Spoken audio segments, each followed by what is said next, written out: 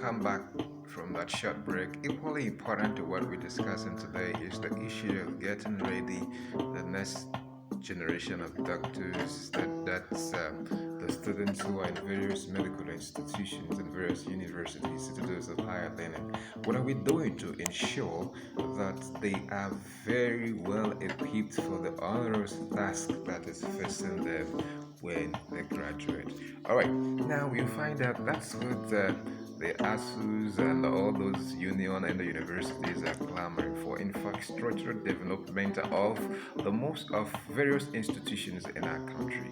All right, so when will government start getting it right in deploying the requisite or the required infrastructure to ensure that our medical schools are well equipped to get students or young doctors ready for the future task that is awaiting them.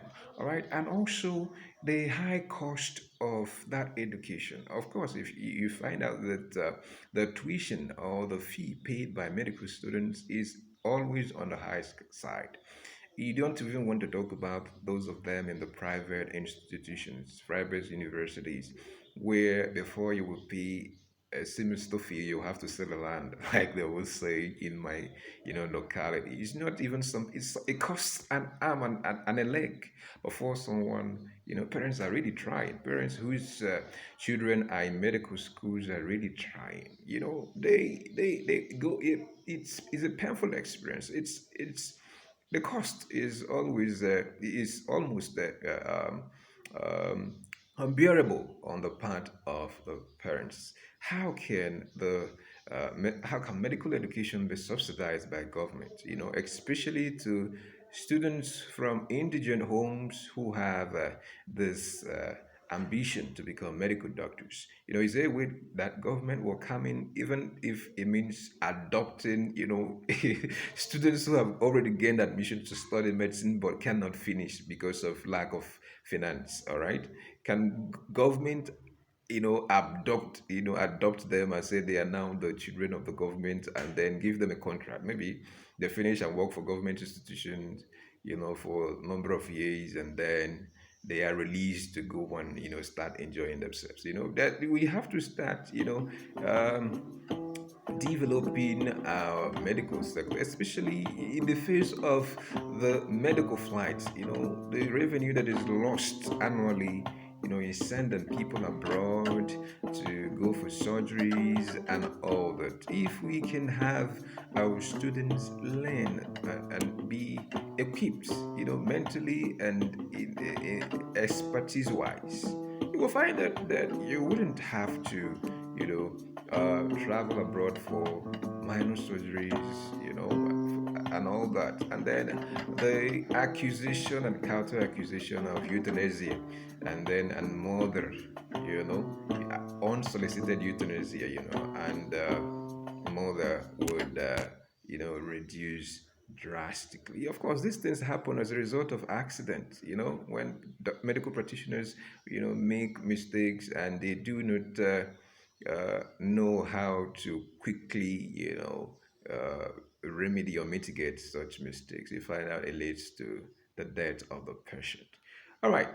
Okay. Now, the next issue we want to talk about today is, the role of NAVDAC in all of this. We talk about medical practitioners. We also talk about the medicine that drugs that the patients use, that's used on patients in order to make sure that they recover from their ailment. You find out that most pharmaceutical companies do not meet the quality, the required standard that there was a time in Nigeria when Onitsha when market was known, for that kind of thing. Those of them that are selling adulterated and fake drugs. During the time of it's a Dora Akunyili as the DG of NAVDAC. But the spate has really that the spate of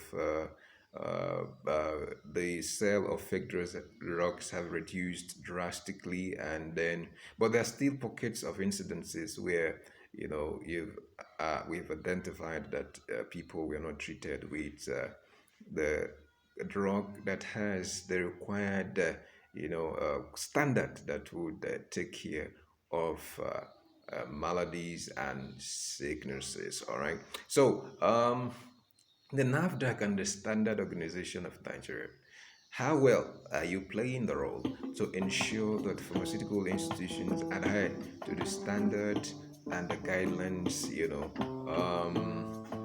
mapped out or laid down for them to follow? We recall, it's an incident that happened in the north when a particular pharmaceutical company who didn't, finish the production of a particular drug, and then it was tested on individuals in the north, and then it resulted in colossal damage, loss of lives, and then deformities and all that. Right? Okay.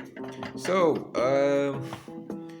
of course, it is very, very glaring that the medical profession is one that is coveted by many. All right? Yes. And there are a lot of challenges associated with the profession. But the bottom line is that every stakeholder has, to take up the responsibility to make sure that they do their best. If you're a student doctor, you take your studies seriously and make sure that you have a panoramic view and knowledge of everything that has to do with the profession. And then, if you are working with the regulatory agencies, you will make sure that you wouldn't be someone that would receive a bribe and let defaulters go scot free. All right? Yes, of course, because the lives that are lost are not the life of your children and relatives. Yes. So don't be the one who will compromise and then let defaulters go scot free. And finally, for the institutions of higher learning, the medical schools, please do say you make sacrifices. Of course, we hail you for the sacrifices that you make. Lecturers, please make sure you give your best to students, and even in the face of the demands for higher pay and all that, please do not go on incessant strike actions which will truncate, and then elongate the stay of students whose parents are not even, finding it easy to train in various universities. This is where we're going to be drawing the curtain today. My name is MC Liki Ogochukwu Oka Amers, and this it's Isthmus TV. Until I come your way again next week, stay blessed.